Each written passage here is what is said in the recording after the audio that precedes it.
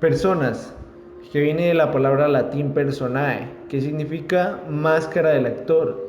En estricto sentido, todo ser con capacidad jurídica para ser sujeto de derechos y obligaciones. La división de la persona en Roma se dividía en 5 clases. Primera, los jurisconsultos. Los jurisconsultos en Roma eran personas que estudiaban y conocían del derecho. Los jurisconsultos romanos distinguían 2 divisiones de las personas. La primera, que es la más extensa, distingue los esclavos y las personas libres. La segunda división se aplica a las personas consideradas en la familia. Segundo, ingenuos. Es ingenuo el que nace libre y no ha sido nunca esclavo en derecho.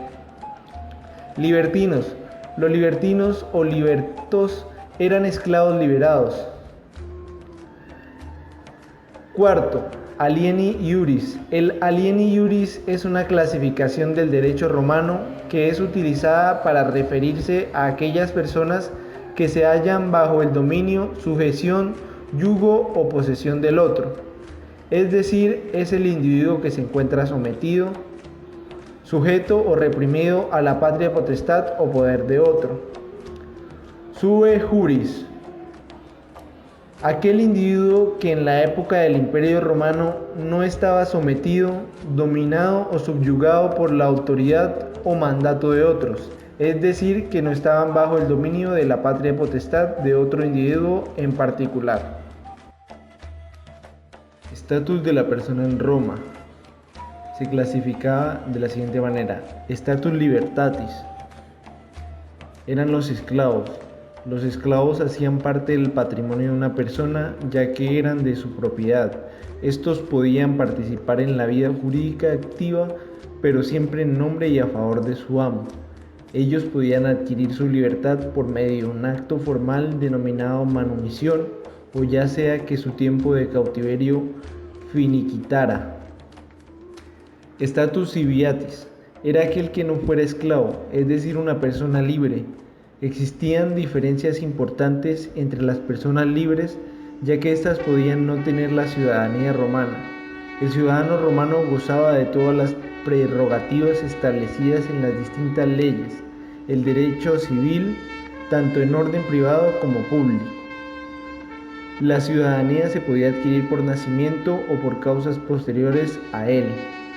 Era ciudadano romano el hijo habido del legítimo matrimonio, es decir, en Roma se adquiría la nacionalidad por el derecho de sangre y no por el derecho de nacer en territorio romano. Status familiae.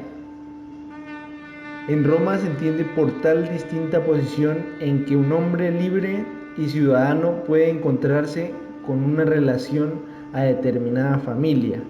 En ese sentido, tanto el alieni iurus, es decir, el que está sujeto a potestad, como el sui iurus, o sea, el que no lo está, tienen un status familiae.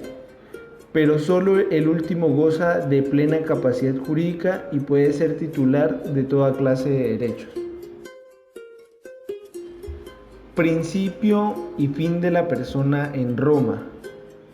En Roma, para ser considerado persona física, tenías que tener 3 estatus.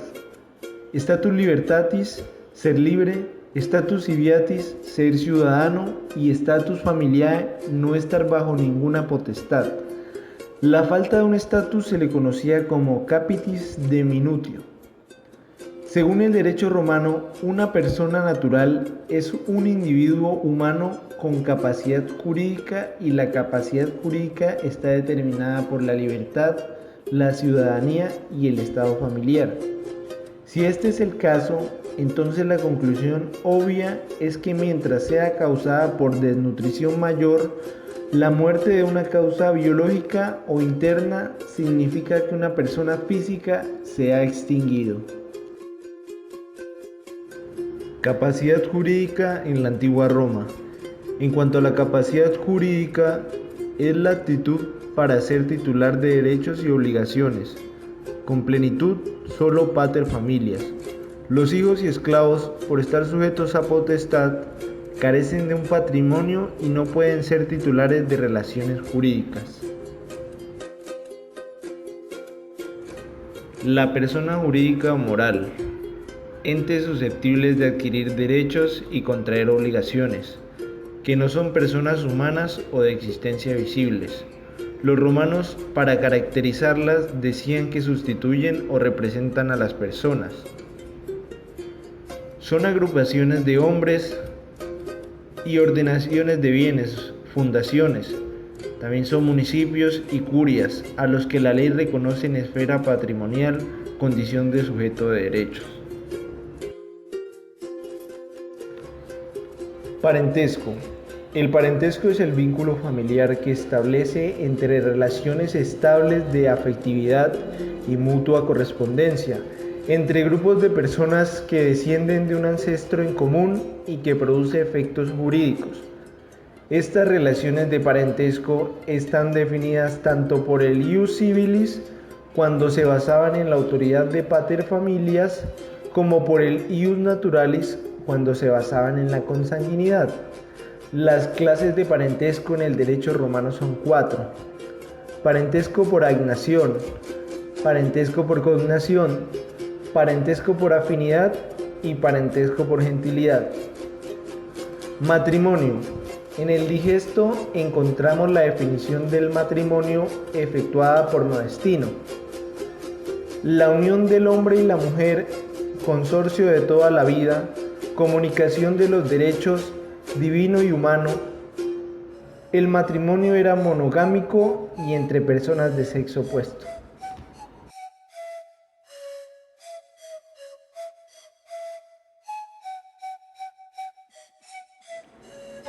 Colación. Colación viene del término latino colatio, que significa contribución o aportación. De ahí que, cuando varios descendientes suceden juntos en la herencia de un ascendiente común, tienen la obligación de aportar a la herencia lo recibido por cada uno de ellos de su ascendiente, durante la vida del mismo. Adopción.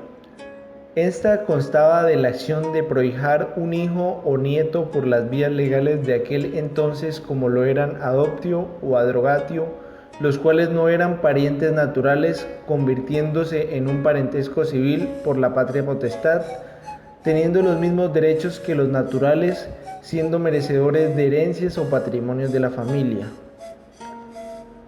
Adrogación.